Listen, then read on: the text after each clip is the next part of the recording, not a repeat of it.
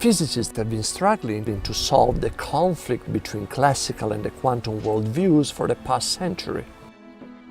Classical physics views the world as solid, separated from us, based in space and time, and highly predictable, while the quantum world tells us that the particles exist in many different states simultaneously, and that we don't know which one of these states we will observe. In a nutshell, quantum reality is down to the randomness of probability. What do these two worldviews tell us about our lives and who we are?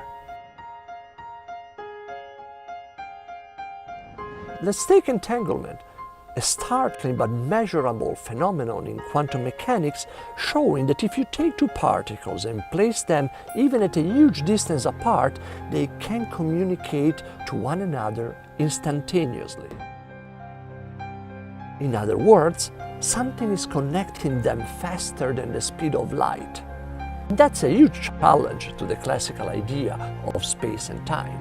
The key principle of entanglement is correlations, that the two particles are correlated.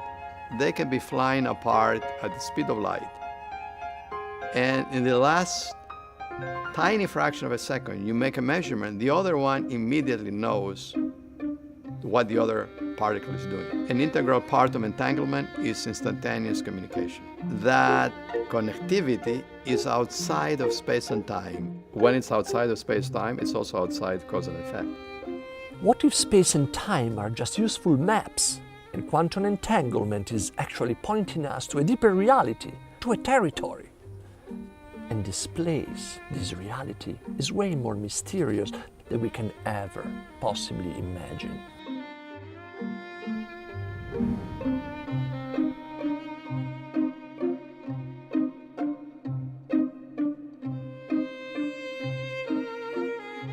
We think of the classical world and say that is reality.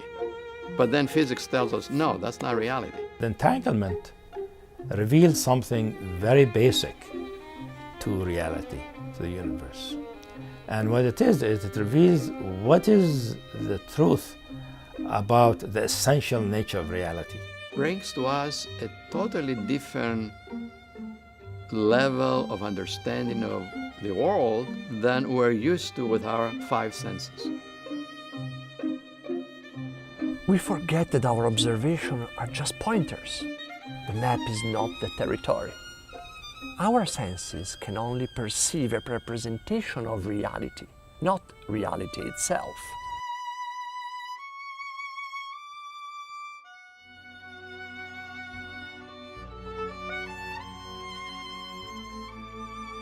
Curiously, when science drills down to the core of the even more solid-looking objects, separateness dissolves, and all that remains is a set of relationships expanding throughout and possibly beyond space and time. All spiritual teaching know that reality is unity. Everything is one. However, the unity that classical mysticism discusses still has things separated in time. But if we really investigate deeper into the very nature of consciousness, that shows really that the true nature of reality, the essence of reality, is really independent of time and space. It has no shape, no size. However, it contains the whole universe. How can this new understanding help us facing the challenges we have as humanity today? Take a look at the world you're creating. You think it's a world of separation and separate objects. Quantum theory says that is an illusion. So at a human relationship level, of course we communicate or we are entangled in some ways outside of space and time and speech.